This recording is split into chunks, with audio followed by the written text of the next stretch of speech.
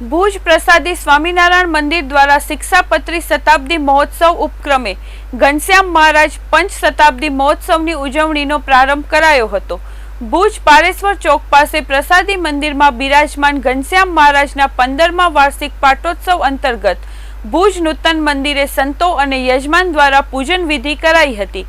ત્યારબાદ પોથી યાત્રામાં સુશોભિત વાહનોમાં પારાયણના બને વક્તા પ્રસાદી મંદિરના સદગુરુ કોઠારી પ્રાસદ જાદવજી ભગત, મુકુંદ જીવનદાસજી પુરાણી, હરિબરદાસજી સ્વામી પુરાણી સ્વામી, પ્રકાશદાસજી તથા શાસ્ત્રી વિજ્ઞાન સ્વરૂપદાસજી સ્વામી, બાલકૃષ્ણદાસજી વગેરે સંતો સાથે યજમાન પરિવારના સભ્યો ઉપસ્થિત રહ્યા હતા।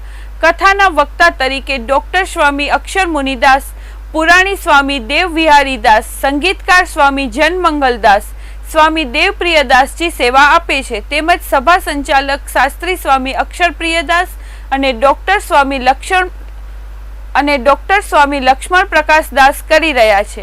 સ્વામી રામપ્રિયદાસજી વગેરે સંતોએ અનેકવિધ વ્યવસ્થા સંભાળી હતી। આજે વેદ પરંપરા અને આપણું કર્તવ્ય પર વ્યાખ્યાન યોજાયું હતું। સ્વામી લક્ષ્મણ પ્રસાદદાસજીએ ચંચળ ન્યૂઝ સાથે વાત કરી હતી। સર્વેને જય શ્રી સ્વામિનારાયણ।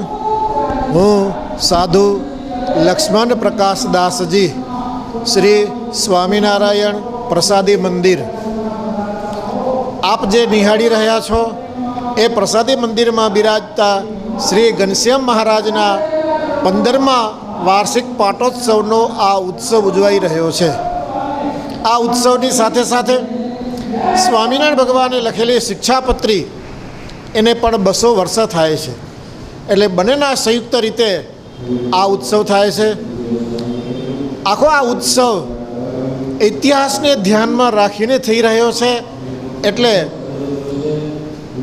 વેદ દિવસ, વેદને માટે જે આ દેશની અંદર કામ થયું છે, વેદની રક્ષાનું, વેદના પ્રચારનું, વેદના અભ્યાસનું, એને તો આપે નિહાળ્યું।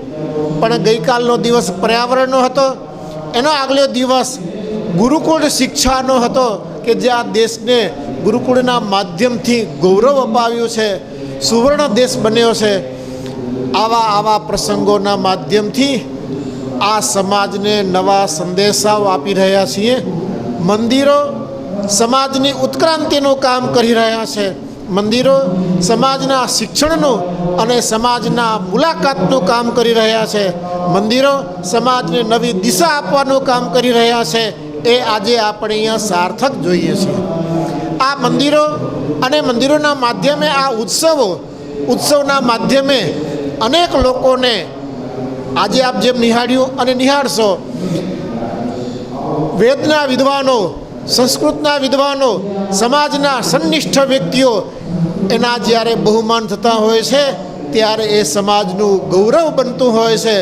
સમાજમાં વ્યક્તિ વિશેષનું, સદ્ગુણોનું અને ગૌરવ પ્રસ્થાપિત કરવાનું કામ આવા ઉત્સવોના માધ્યમથી થાય છે। અને ઉત્સવમાં શાસ્ત્રોની જે કથાઓ થાય છે એ કથાના માધ્યમથી જીવન નિર્માણનું અને જીવનમાં વિવેકનું, જીવનમાં સમજણનું કામ થાય છે। આવા ઉત્સવોનો આપ સૌ લાભ લ્યો એવી ભાવના સાથે બસ મારી વાણીને વિરામ।